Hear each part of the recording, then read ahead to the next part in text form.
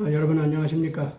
자유대한 국민회의 시사 분석 시간이 돌아왔습니다. 오늘 제목을 이렇게 정해봤습니다. 한국 과연 동방의 빛 맞는가? 이런 질문을 하면서 오늘 얘기를 좀 시작하려고 합니다. 지금 전 세계에서 한국이 동방의 빛이라고 난리입니다. 우리 자신이 동방의 빛이라고 그런 말을 한 적은 없죠. 물론 일부분에서 민족주의적인 그런 차원에서 이제 한국을 그런 식으로 보려는 사람들이 있는 건 사실입니다. 그러나 실질적으로 한국 사람들 자신은 자기들이 남에게 빛이 되기에는 너무나도 못난 모습이 많고 심지어 엽기적인 범죄를 저지르는 그러한 사람이나 조직들이 너무나 많다는 것. 그리고 전 세계적인 아주 그 사이코 또는 그 여러 가지 정신질환적인 개인적, 집단적 그 범죄 행위들 이런 것이 한국도 너무 많고 솔직하게 지금 현재 술이 전 세계 마약과 마찬가지로 한국이 지금 너무 많이 퍼져 있습니다. 어린 애들까지 이 술을 가지고서 취하게 되기까지 마시는 것을 당연한 것 같이 이렇게 여기는 이상한 이거 문화가 아닙니다. 그건 반문화죠. 근데 또 그걸 문화라고 해가지고 그렇게 하고 있습니다. 담배를 거부하는 건 참 잘한 건데 술은 왜 그렇게 번지게 했는지 이건 우리가 크게 반성할 문제입니다. 우리나라에서 지금 마약 이상으로 큰 문제입니다. 또 술이 그렇게 퍼지다 보니까 마약 자체도 그 틈을 타서 엄청나게 알게 모르게 지금 퍼지고 있고 그것이 범죄적인 어떤 성격과 연결이 되고 있습니다. 특히 원래 딥스테이트 그 엘리트가 전부 이 사람의 피나 사람을 이게 먹는 못된 습관들이 있어가지고 정말 괴물 인간들로 다 변해버렸는데 중국에서는 인간의 장기를 갖다가 사업화해가지고 전 세계에 팔아먹는 이런 식의 이제 돈벌이를 하는 이런 짓들을 해왔습니다. 중국에서 관습적으로 권력 엘리트층에 있는 사람들은 늙는 것을 용납하지 않습니다. 그러다 보니까 장기를 갖다가 옮겨 심어가지고 젊은 사람들의 장기를 다 옮겨 심어서 자기가 젊음을 구가하는 이런 식의 의술까지도 발전해가지고 중국이 원래 그게 좀 띠뿌리밖에 있었던 겁니다. 그리고 사람을 갖다가 함부로 몰래 먹는다든가 이런 습관이 중국에는 있었습니다. 오늘날 와서 이 중국이 정말로 새로운 출발을 한다면은 가장 부끄럽고 잔인하고 악하고 사람들에게 알려질 수가 없는데 그것이 자기들 내부에서는 알게 모르게 벌써 퍼져 있었고 그래서 인간 장기를 갖다가 파내가지고 다른 사람들이 옮겨 심는 이런 돈벌이를 위해서 생사람을 잡아서 그렇게 장기로 팔아먹는 이런 것이 사업화된 것이 이게 그냥 범죄자들에 의해서 몰래 이루어지는 것이 아니라 계급적으로 엘리트층에 있는 사람들이 그런 정치 권력의 자금을 또한 마련하는 방법으로까지 중국에서는 그 사업이 그렇게 발전되어 있습니다. 일반 그 병원이라면요, 큰 병원이라면은 반드시 사람의 장기를 적출하는 그러한 사업 활동까지도 일반적으로 하고 있는 걸로 알고 있습니다. 그래서 중국 천하에서는 아마 사람이 정치적으로 범죄자로 몰린다. 사상적으로요. 또는 정치적인 반역 그룹에 속한 걸로 몰린다 하면은 겉으로는 법을 지키는 척하면서 속으로는 얼마든지 그런 사람들을 폭력적으로 몰래 잡아들여가지고 장기 적출을 해서 없애버리는 거. 이런 것을 갖다가 그 보통으로 해왔습니다. 이 지하 크리스찬들이나 또 8인국 사람들이 정치적으로 억압을 받으면서 정말로 몸이 괜찮은 사람인데 일단 한번 지목을 받아서 쫓기기 시작하면은 언젠가 사라지고 없어져요, 그냥 그 사람이. 예. 또 죽었다 할지라도 무슨 뭐 자살이라든가 뭐 이런 식으로 하고 또 잡혀갔다 그래가지고 사형 처분하게 됐다 뭐 이런 식으로다가 핑계댈 수 있는 가장 좋은 것이 정치적인 사상범들입니다. 그러니까 이제 그 크리스천들이 제1차 대상이죠. 파리국 사람들도 1차 대상자였고 실질적으로 그래서 그 인구만 하더라도요. 그 사람들 인구만 하더라도 약 2억에 해당되는데 잠재적으로 이 2억에 해당되는 지하 교인들은요. 그 장기 적출 대상자로 분류가 되어 있습니다.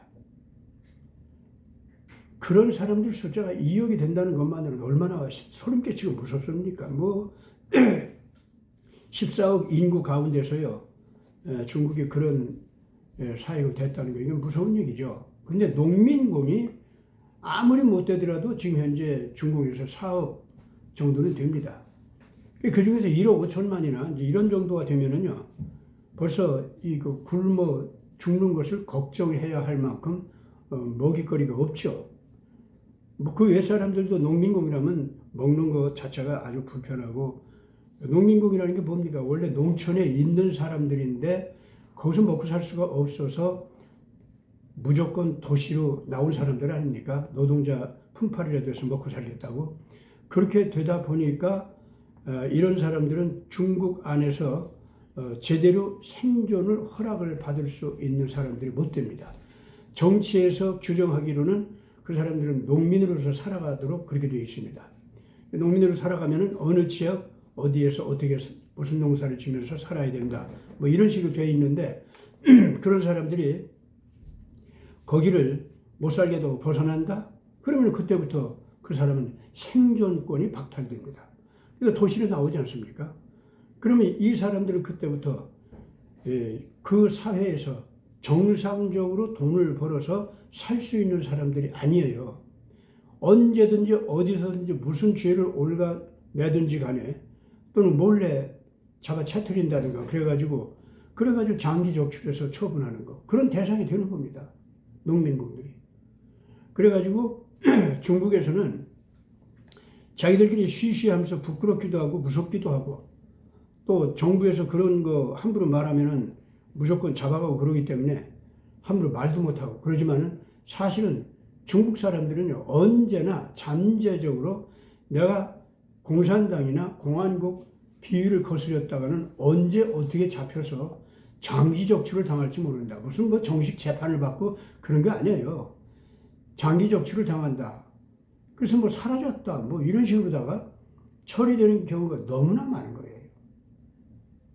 그래서 이 중국 사람들은요, 우선 자기 내부에서 자기들 자신들끼리도 이와 같이 처절하도록 인간으로서 대접을 받지 못할 뿐만 아니라 하루하루 살아가는 생존 자체가 언제 그런 식으로 장기 적출을 당해서 죽어가야 할지 알 수가 없는 상황에서 빈곤층은 지하에서 정치 이념적인 적에 반역자로 몰려가지고 사는 사람들은 말할 것도 없고 일단 빈곤층으로 딱 분류되면은요 중국에서는 그렇게 되어 있습니다. 그러니 살아계신 하나님께서 이 중국 사회를 그대로 두겠습니까? 절대로 그대로 두지 않습니다. 그런 권력체제 그대로 두겠습니까? 절대로 그대로 두지 않습니다. 근데 중국에서 왜 이런 식의 사업이 이렇게 일반화되고 어째서 알게 모르게 이렇게 퍼져 있을까요? 왜 누구도 함부로 그 말을 안 하면서 결과적으로 이 사회 전체가 이렇게 자기네들의 몸 일부분을 자기네들이 잡아먹는 식이 됐느냐 그 말입니다. 우리가 이제 제대로 이제 알아둬야 될 것이 뭐냐면 뱀이 가장 무서운 저주 속에 빠질 때 뱀끼리 이제 싸우는 뱀들이요. 다른 뱀의 꼬리를 서로 물고 그러다 보니까 꼬리를 문 채로 둥그런 원을 만듭니다. 서로가 서로 뱀의 꼬리를 서로 물어버려요. 그러다 보니까 다 같이 물리게 되다 보니까 그 두 마리가 싸우든지 세 마리가 싸우든지 뱀들은 원래가 이기적인 거라 반드시 먹이 싸움할 때 싸우거든요. 그렇게 되면 그 꼬리에 꼬리를 무는 그런 식의 이제 그 관계가 이루어집니다. 그러면은 결과적으로 자기가 자기 몸을 먹어버리는 이런 무시무시한 상황이 되고 맙니다. 하나님이 없는 사회, 인간의 존엄성을 인정하지 않는 사회. 사회라고 하면은 당연하게 거기 살고 있는 사람들의 생명의 가치를 정말로 절대 가치로 알고 그 국가가 한 국민 한 국민의 생명을 살리기 위해서 국가의 운명 전체를 바쳐가지고 그 사람 하나 생존하게 하고 그 사람 하나 생명을 보호해주는 그런 역할을 위해서 국가가 통치를 해야 되는 거거든요. 그게 국가의 자격이 있는 겁니다. 원래가. 그런데 그건 어디까지나 하나님이 계시다는 것을 믿는 신앙이 있을 때 모든 인간이 절대적으로 순종하고 따라야 할 인간의 삶의 원칙과 도덕적인 법칙이 천부적으로 내려와 있다는 것을 인정하고 그걸 따르는 백성이 될 때 그런 때에나 그 국가가 바로 그 백성들을 위해서 그런 선한 정치를 의무적으로 하게 되는 겁니다. 신앙이 없다.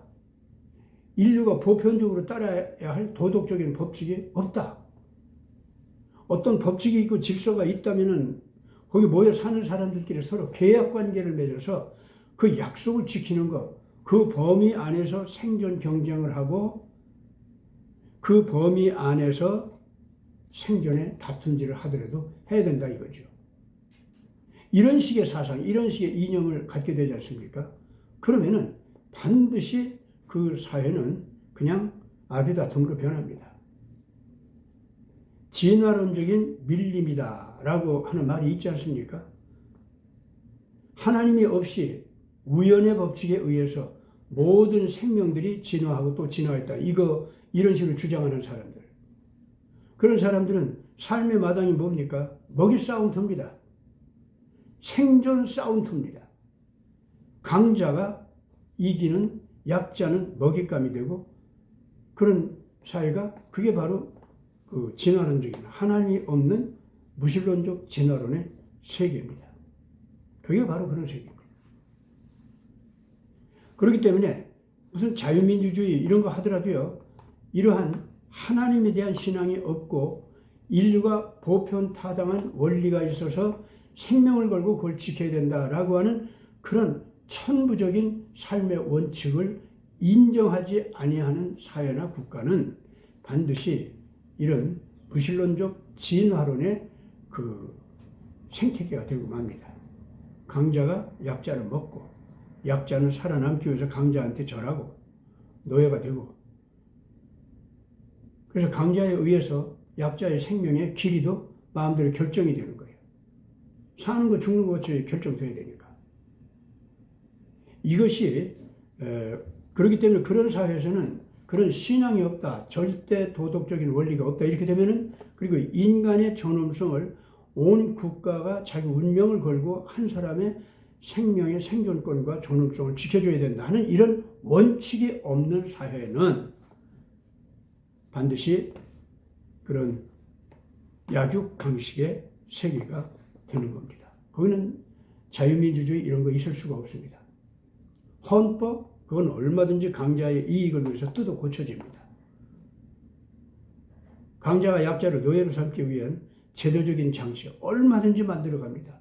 민주주의라고 하는 허명을, 가짜 이름을 빌려서 가장 민주주의적으로 결정한 척하고 다수결로 가는데 그 다수결이라고 하는 것이 거짓말 다수결일 수도 있고 진짜 다수결로 이겼다 할지라도 그 다수에 참여한 자들은 전부가 이 강자의 돈의 힘과 권력의 힘과 명예의 힘과 유혹, 공포 이것 때문에 거기에 절하면서 그 강자에게 찬성하는 다수가 된 겁니다.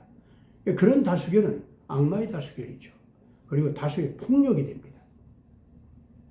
그래서 하나님이 없다, 인류가 따라야 할 절대 진리가 없다, 인간의 존엄성 그런 거 없다, 이렇게 되면은요, 강자의 존엄성과 자유와 강자의 행복 추구권, 그거 위해서 다른 모든 사람들은 그냥 도구적 가치에 불과합니다.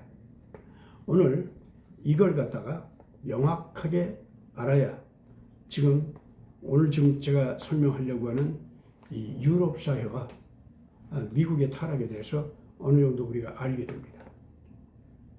성경에 보면은 7번째 적그리스도가 나오는 것에 대해서 그 아바돈 또는 아블루온이 나왔다라고 하는 계시록의 예언을 얘기하고 있습니다. 그 계시록 예언을 보면은요, 아바돈이라는 건 뭐냐면은 모든 거룩한 것, 의에 속한 것, 그런 것을 완전히 파괴하고 모욕하고 부숴버리는 자. 아바돈이라는 말이 그런 의미입니다.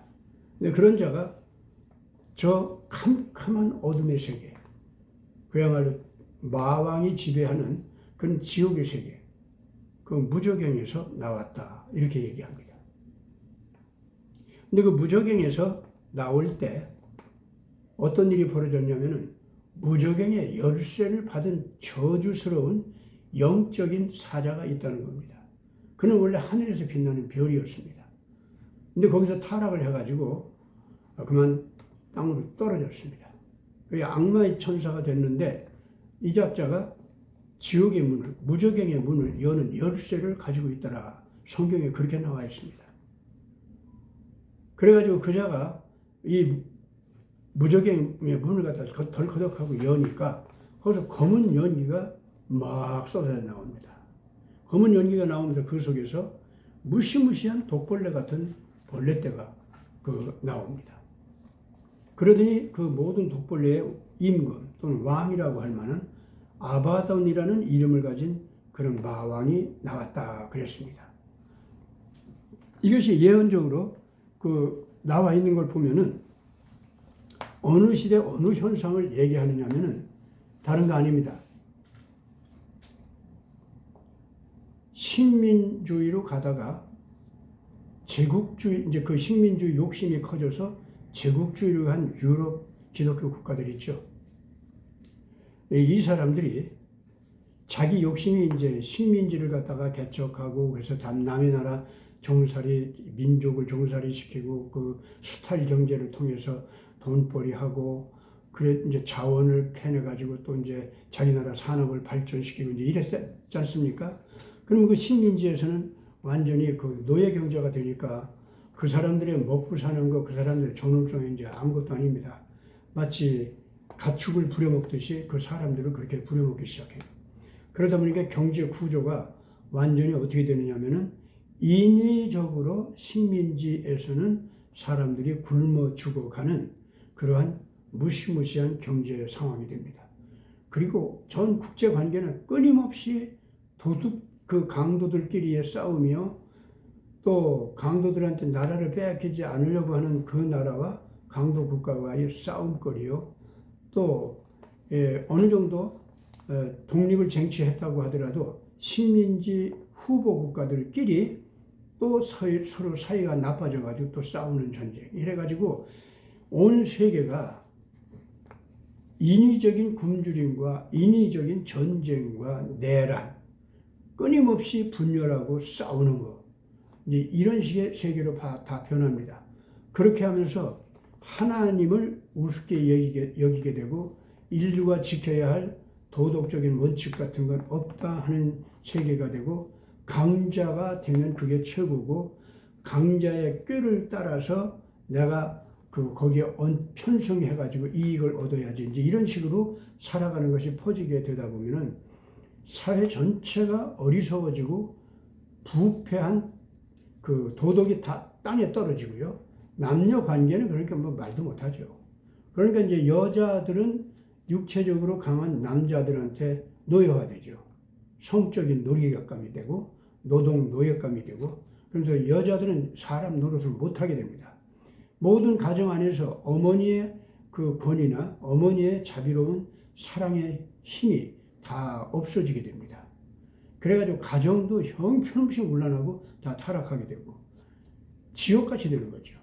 그러니까 가정을 소중히 여기는 이제 그런 것도 막 없어지게 됩니다. 이것이 이렇게 되는 현상들, 이런 걸 가지고서 성경에서는 뭐라고 했냐면은 애굽성이 된다, 소돔성이 된다, 또 구 예루살렘성 같이 된다라는 말로 표현을 하고 있습니다. 애굽성이라는 것은 힘을 가진 자, 돈을 가진 자, 명예를 가진 자가 장땡이야. 전부가 그들이 가정도 보통 이런 도시도 그리고 또 어떤 사업장도 그리고 국가도 국제사회도 결국은 권력 있는 자가, 무기를 가진 자가, 돈을 가진 자가, 명예를 가진 자가 모든 백성들을 멋대로 속이기도 하고 유혹도 하고 공포로다가 누르기도 하고 싸움도 시키면서 지배를 해나간다. 이제 그렇게 된다는 뜻이에요. 그게 애굽성이라는 말의 뜻입니다. 그래가지고 있는 자, 강자, 권력 가진 자를 마치 신처럼 떠받들림을 받아요. 인간들 간에도. 그게 애굽성입니다. 소돔성은 그렇게 되면은 모든 경제적인 가치나 모든 문화적인 가치나 또는 모든 그런 것이 어디로 다 돌아가느냐면은 있는 자, 강자, 높은 자한테 다 귀속이 돼요.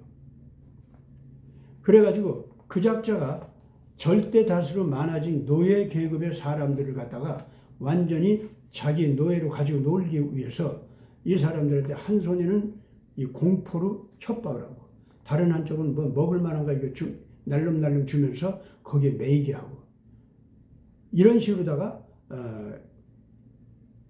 이 강자가 약자를 지배하는 사회. 그러면은 약자들은 전부가 정신적인 질환자가 됩니다. 뭐 강자들 질환자죠, 당연히.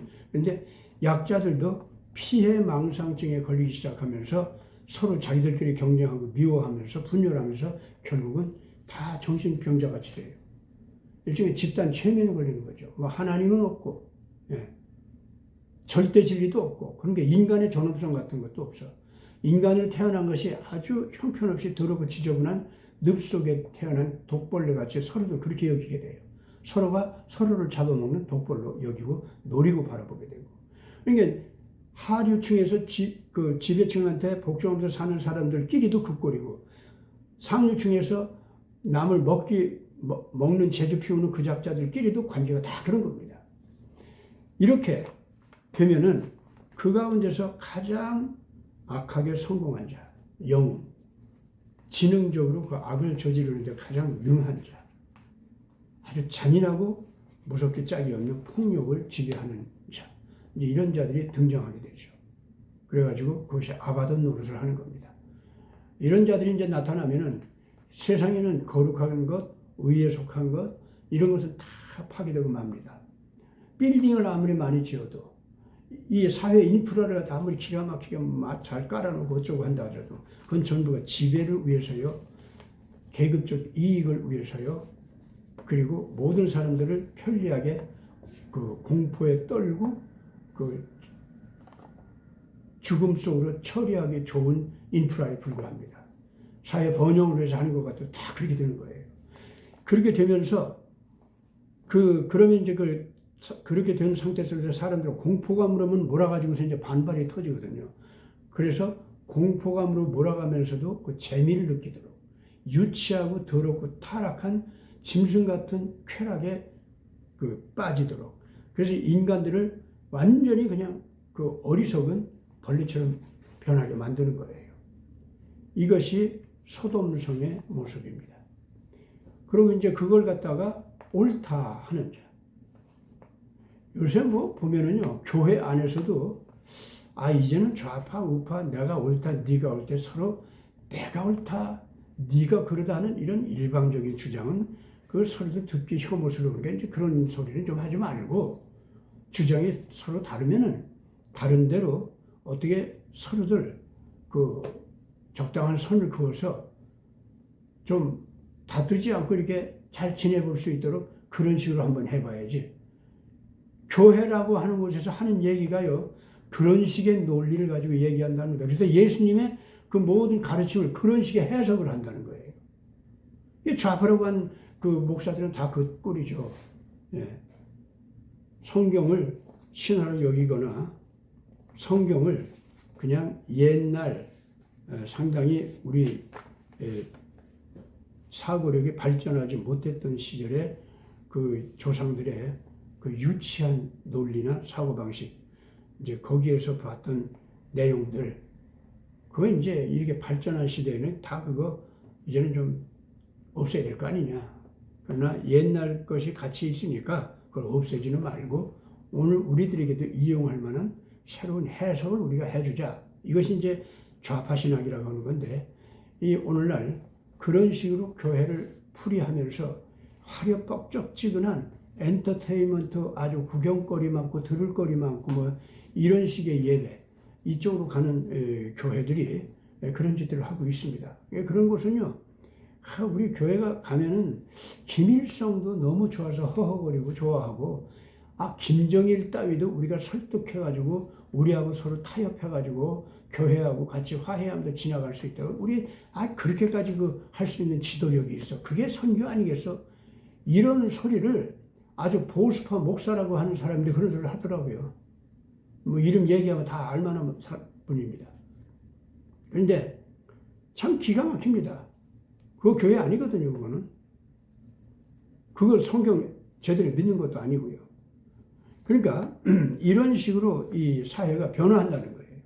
애굽성 같이 권력악이 극대화하고, 소돔성 같이 도덕적으로 부패하고 경제적으로 부패하는 것이 극대화하고, 예루살렘성 같이 옳지 않은 것을 옳다 하고 옳은 것을 그르다 하는 이 가치 전도 철학, 이것이 있는 것, 이것이 그렇게 된다는 거예요. 이 마지막 세대에 그런 때가 온다는 겁니다. 그러면서 그 세 가지가 있는 곳, 거기가 새로운 바벨론 성이다, 이렇게 얘기를 하는 겁니다. 그 새로운 바벨론 성을 뭐라고 하느냐, 아직 예루살렘 같은 그 예루살렘 성의 종교적인 그 가짜 열정, 이건 가지고 있으니까 겉으로는 예수님을 거부 안 하는 것 같아요. 그래서 겉으로는 자기들이 기독교라 그래요. 뭐 어떤 건 구교고, 어떤 건 신교고, 어떻게 됐든 자기들이 기독교래요. 그러면서 그 구교고 신교고 전부가 이제 예수가 절대적인 메시아 역할을 못하니까 우리 시대에 이 종교가 진짜 메시아 역할을 할 수 있는 종교적 이념과 종교적인 기구와 그러한 지도력 있는 인물을 뽑아야 될 거 아니냐 해서 WCC 운동을 했던 거고, 그런 쪽으로 모든 교회들을 몰고 가는 것을 WEA가 해왔습니다. 한국 교회들도 그 땅으로 갔었죠. 지금 한국에서 지금 그런 쪽으로 간 모든 목사들은 정신 차리기를 바랍니다. 이제는 뭐 회개할 수 있는 기회가 별로 없습니다. 예수님 다시 오시는 시대입니다. 하나님은 살아 계십니다. 그래서 이 마지막 시대에 이 가짜 기독교, 이거를 갖다가 이제는 음료다라고도 하지 않고, 이게는 완전히 이제 짐승의 그 어떤 기능을 담당하는, 즉 적그리스도의 기능을 담당하는 그런 거짓 예언자로 변해버렸습니다. 이미 WCC에 속하고 WEA에 속한 교회들이라 하면은 바로 그와 같이 오늘 우리 시대에는 이제는 타락한 기독교다라고 할 것도 없어요. 거짓 예언자로 변한 겁니다. 여러분, 거짓 예언자의 그 대표로 나오는, 성경 속에 나오는 그 발람이라는 그 악한 선지자 있지 않습니까? 그는 뭐라고 얘기합니까? 정치가들한테 그런 얘기를 해요. 나는 여호와 하나님의 시키는 대로 내가 이제 신이 들려서 여호와 신의 대리자 역할을 할 때에는 이런 말을 합니다. 다시 말해서 이제 그때 무당들이 여러 가지 신을 접신을 해가지고, 어떤 때는 조로아스타교, 어떤 때는 뭐 알라신, 어떤 때는 그리스의 어떤 제우스 신, 또 바벨로니아 무슨 신, 이런 식으로다가 그 신들에게 자기를 맡겨가지고 그 신의 대리자 역할을 하게 되는 거예요. 그럼 어떤 때는 여호와 신에게 들려가지고 신의 신탁을 또 전하기도 한다고 말이에요. 이 발람이 발락 앞에서 바로 그런 역할을 한 겁니다. 너가 여호와 신을 대적해가지고 그 여호와를 섬기는 유대 민족을 지금 쳐들어가서 없애려고 하는데, 그러기 위해서는 여호와 신과 내가 일단 접촉을 해야 된다. 그때는 여호와 신이 발락 네가 말하는 그 신 앞에 굴복을 해서 그 발락 네가 믿는 신의 말대로 들으라 하는 신탁을 하면은 나는 그대로 할 거다. 그러나 내가 여호와 신에게 이제 씌워서 그 신의 힘으로다가 내가 말을 할 때 여호와 신이 시키는 대로밖에 나는 말을 못하게 된다. 그러니까 너 그렇게 알고 있어라. 그 대신에 내가 이렇게 접신을 해서 여호와 신의 그 뜻을 갖다 전달하는 거, 네 요청하니까 내가 할 테니까 나한테 내놓는다고 했던 그 재물과 명예와 권력 나한테 줘. 미리 줘놔야 내가 그거 할 수 있어. 그렇게 되니까 이 발락이 자기 신과 여호와 신이 싸우면은 설마 자기 신이 이기겠지. 자기한테는 신도 많고 여호와 쪽에는 신 하나밖에 없어. 그러니까 내가 이기겠지 생각하고 그럼 그렇게 하라고. 발람한테 그렇게 얘기한 거예요. 발람이 여호와 신한테 이제 그 무당들 접신하듯이 하나님을 불렀을 거 아닙니까? 그래가지고 부른 대로 그가 얘기하는데 내가 이제부터 얘기하는 것은 그 발람입니다. 내가 이제부터 얘기하는 것은 오로지 여호와 신의 시키는 말만 하고 그의 뜻대로만 내가 여기서 뜻을 전한다. 내가 이제부터 하는 것은 여호와 신의 말이로다 하면서 거기서 얘기를 하는 거예요. 누구든지 유대 족속을 괴롭히고 손해를 입히려 한다면 반드시 여호와 신의 징벌을 받아 망할 것이다. 그걸 얘기하는 거예요. 그러나 유대 민족이 하나님을 따르고 하나님의 율법을 기뻐하며 하나님께 나와도 올바른 제사를 드려서 하나님 마음에 흡족한 백성인데 그런 백성들의 편을 들어서 그를 도와주고 그의 대적과 싸우고 이러는 족속이 있다고 하면은 내가 반드시 그를 축복을 해서 이 세상에서 넉넉히 그 세력을 떨칠 수 있도록 한다. 그러나 여호와 신의 말을 잘 들어야 된다. 이런 말을 발람이 하는 거예요. 발람이 해가지고 그래가지고 이 발락이 자꾸 지금 유대 민족을 괴롭히려고 하는데 너 그렇게 하면 안 된다. 해서 발람이 그런 말을 발락한테 전하는 겁니다. 그랬더니 발락이 화를 내가지고 내가 유대 민족을 갖다가 저주를 해서 여호와 신과도 떨어지게 하고 또 여호와 신의 그 신이 우리 신한테 말을 잘 듣는 그런 모습을 확인할 수 있도록 해달라 했더니 너 뭐야? 우리 유대 민족 지금 세력을 약화시키고 우리 종으로 만들고 아니면 비에 거슬린 것들을 다 죽이려고 지금 그러고 있는데 너 지금 하는 게 뭐야? 오히려 그들을 축복하고 나를 저주해? 이러고 막 달라듭니다. 그랬더니 발람이 거기서 뭐라고 합니까? 내가 처음부터 너한테 얘기했잖냐? 모든 신들에게 내가 접신을 할 때 그 신들의 뜻을 대신해서 내가 신탁을 받은 대로 난 얘기하는 거 아니냐? 이번에는 여호와 신하고 접촉해서 한 차례가 돼서 내가 그렇게 한 건데 왜 나한테 네가 그러냐? 나한테 내놓을 거나 내놔. 그러니까 이 발락이 겁이 날 거 아닙니까? 신이 들려가지고 신의 말을 전했는데 내가 이 말을 안 들었다가는 큰일 나겠다. 그래가지고 너 받을 거나 빨리 받고 사라지라고. 그러고선 그와 이 발락이 사라지는 모습이 성경에 나옵니다. 그러나 여호와 신을 그런 식으로 전했다고 해서 여러분 그 발람이 하나님께로부터 징벌을 받지 않습니까?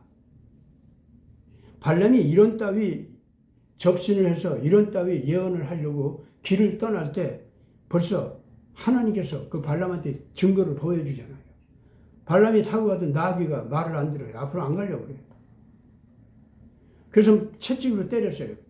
그랬더니 이 나귀가요 어쩔 수 없이 킁킁거리고 몇 발자국 가다가 더 이상 가지 못하고 막 몸부림치더니 날뛰기 시작하는. 그러니까 발람이 그 나귀에서 떨어질 수밖에 없잖아요. 그때 나귀가 그 입이 열려가지고 사람의 말을 하는 거예요. 내가 언제 주인의 말을 안 듣고 이렇게 가지 못하겠다고 한 적이 있습니까? 이렇게 할 때는 그만한 이유가 있는 거죠. 이러고 얘기하는 거예요.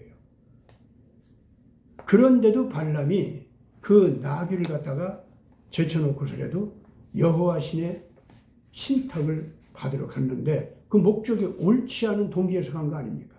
그리고 하나님을 뭘로 취급했어요? 무당이 접신하는 귀신 접신하듯이 그렇게 했잖아요.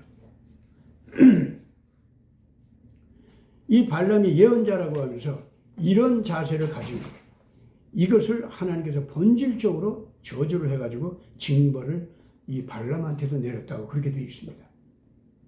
자, 그럼 이 발람과 오늘의 WEA, WCC 이런 교회 이런 데 속해가지고 교회를 부패시키고 여호와 하나님과 예수 그리스도를 모욕하고 모함하는 이런 교회들, 그러면서도 자기들이 가장 모범적으로 예수를 잘 믿는 척해요. 왜? 자기들은 빌딩 교회를 지었다 이거야. 자기들한테는 인원수가 많이 참여하는 예배를 드린다 이거지. 그리고 자기네들 예배를 와봐 얼마나 화려 뻑적지근해요. 그리고 자기네들 설교가 얼마나 매력적이에요. 예. 그러면서 교회에 오는 사람들이 참 누구든지 하나님한테 축복을 받고 은혜를 받고 자기 자신을 긍정적으로 보면서 자기 미래를 갖다가 긍정적인 희망 쪽으로 마음대로 열어갈 수 있는 새로운 철학, 새로운 지식, 이런 신념을 가질 수 있도록 하는 교회.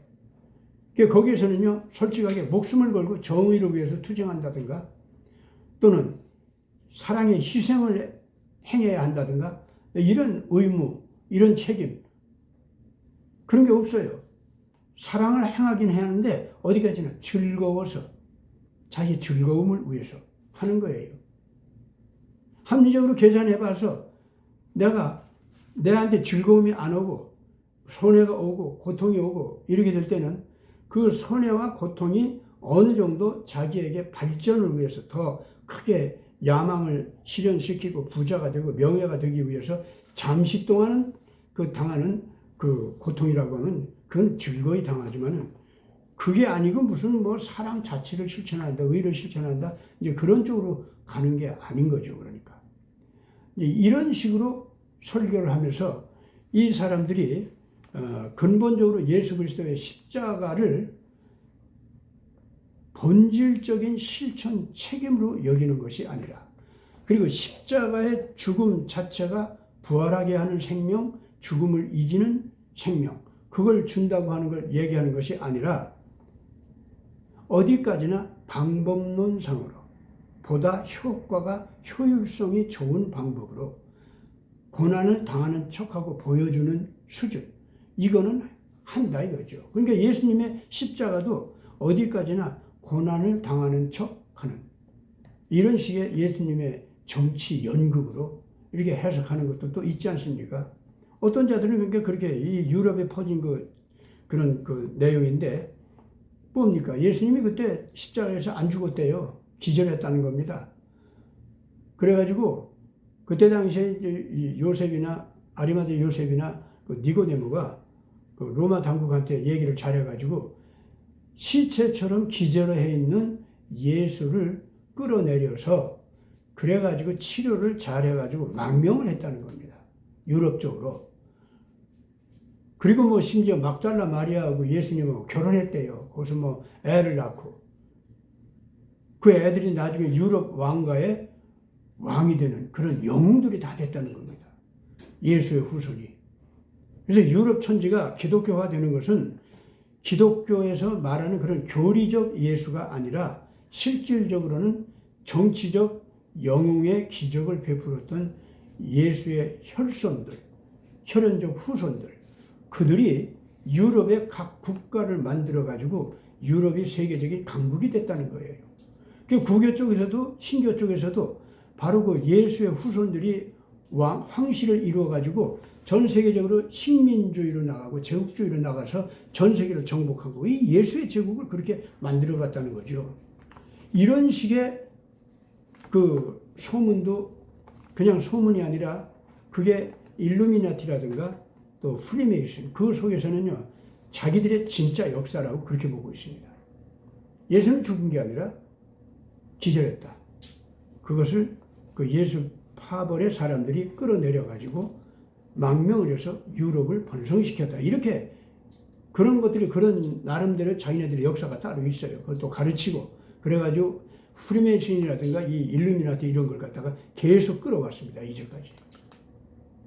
그렇지 않습니까? 그러니까 만약에 이 성경을 신화로 안 본다면 그런 따위로 괴상망측한 해석을 하는 거예요.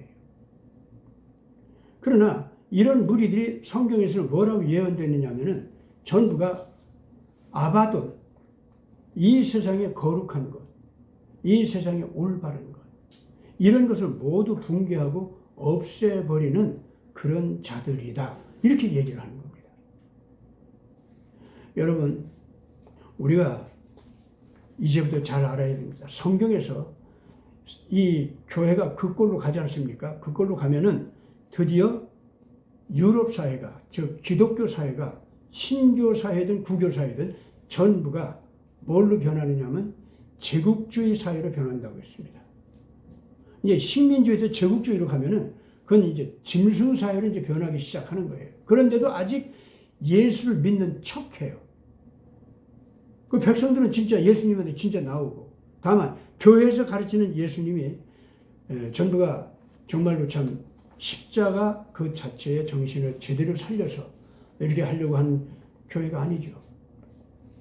어디까지나 예수라는 왕, 권력, 행복 추구의 효율적인 기가 막힌 지식을 가진 그런 천재 영웅 예수, 예, 이런 예수를 따르는 교회로 다 바뀌는 거예요, 이게 지금 현재. 그랬더니 어떤 일이 벌어집니까? 하늘에서 떨어진 별이 있는데 그 자가 무저갱의 열쇠를 가졌더라 그랬습니다.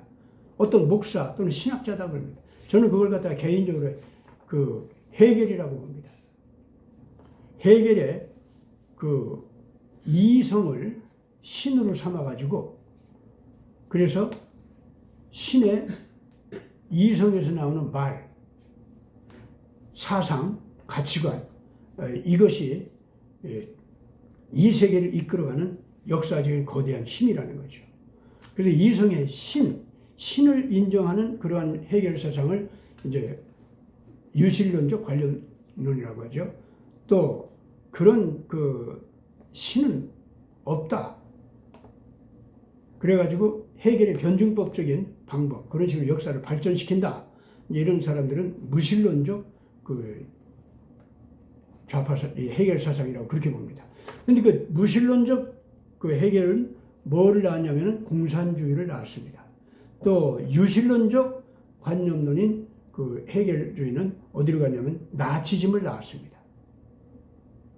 나치즘도 그렇고 이 공산주의도 그런데 똑같게 독일의 바이마르 공화국의 자유민주주의 헌법을 밟아 뭉갠 국가들입니다. 왜냐하면 이 독일의 바이마르 공화국은 미국에서 이룬 자유민주주의 선거에 의해서 공화제가 나왔지 않습니까? 또 의회민주주의가 나오고 그거를 그대로 유럽화시켜서 유럽에 심으려고 했던 것이 바이마르 공화국이었어요. 근데 이네들이 독일에서 그런 나라를 발전시키면서 막 나오니까 다시 루터의 종교개혁 사상, 칼빈의 종교개혁 사상이 다시 독일에 확 퍼질 거 아닙니까? 확 퍼져가지고 그 사상이 이제 강화돼서 이 독일을 잡으려고 하니까, 그래서 모든 제국주의, 그걸 갖다가 다시 예수님의 자유민주주의 가르침, 인도주의적인 인권사상, 이런 쪽으로 돌아가서 남의 나라를 식민지로 잡아먹고 이 제국주의로 가려고 하는 거, 이건 잘못이다. 이런 쪽으로 가려고 했단 말이에요. 그걸 또 네덜란드에서 그 칼프라고 하는 정치가가 나와가지고 왕권 제도는 그대로 있으면서도 자유민주주의 국가로 그걸 바꾸게 만들었었죠. 그 칼프라가 나와가지고 독일 바이마르 공화국 옆에서 거기는 또 상당히 그런 쪽으로 발전을 시켰어요. 근데 이제 바이마르 공화국은 나치즘이 등장하면서 그걸 다 죽여버렸어요. 그래서 러시아에서도 바이마르 공화국의 영향을 받을 뻔했는데 그걸 파괴하면서 공산주의가 나오고, 독일에서는 나치즘이 나왔습니다. 이네들은 전부가 뭐냐면은 신이 있는 척 하면서 인간 영웅이 신이다 이렇게 여기는 거고, 그게 히틀러의 나치즘이었습니다. 또 신은 없다. 이념적인 새로운 그 국가 개혁 이쪽으로 가자. 그래서 물리적인 폭력을 쓰는 영웅이 등장합니다. 그게 공산주의였습니다. 여러분들, 유럽이요, 이렇게 되면서 식민 제국주의로 간 유럽 세계를 하나님께서 징벌을 내려서 자기들끼리 싸우면서 1차 세계대전을 통해 가지고 식민지를 다 잃게 했지 않습니까? 더군다나 한국에서 이제 3.1운동이 터지니까 그걸 통해 가지고 그 식민지 해방운동이 벌어졌단 말이에요. 식민지가 다 해방돼서 나가버렸어요. 그거를 못하도록 막은 거. 그것이 뭡니까? 공산주의와 나치즘이었어요. 그래가지고 그네들이 전 세계는 내 거 하고 등장했단 말이에요. 그래가지고 처음에는 히틀러와 스탈린이 서로들 어떻게 했습니까? 서로들 하나가 됐던 겁니다. 오늘 우리들 이것을 분명히 알고 우리 세계가 지금 잘못되어 있다는 거, 이 사실을 이제는 잊지 말아야 됩니다. 이제부터 확실하게 이 공산주의 그리고 나치즘, 더 나아가서 오늘에 와서는 이 딥스테이트, 이 딥스테이트는 공산주의와 나치즘이 확실하게 합쳐져 있는 겁니다. 이 악마적인 적그리스도, 아바돈, 이걸 갖다가 완전히 물리치는 그런 이념적인 가치관을 제대로 세워서 대한민국도 새로 출발해야 됩니다. 그래야 지금 한국 통치권을 약탈해가지고 난리를 치는 이 세력들도 우리가 제대로 쫓아낼 수 있습니다. 오늘 여러분들 정말 자유대한 국민회의, 이 애국운동의 이러한 사상적, 가치관적인 새로운 성숙을 통해서 이 나라 문제를 제대로 알고 뿌리채 악을 뽑아내는 이러한 실력을 갖출 수 있기를 바랍니다. 오늘 여기서 끝내겠습니다. 감사합니다.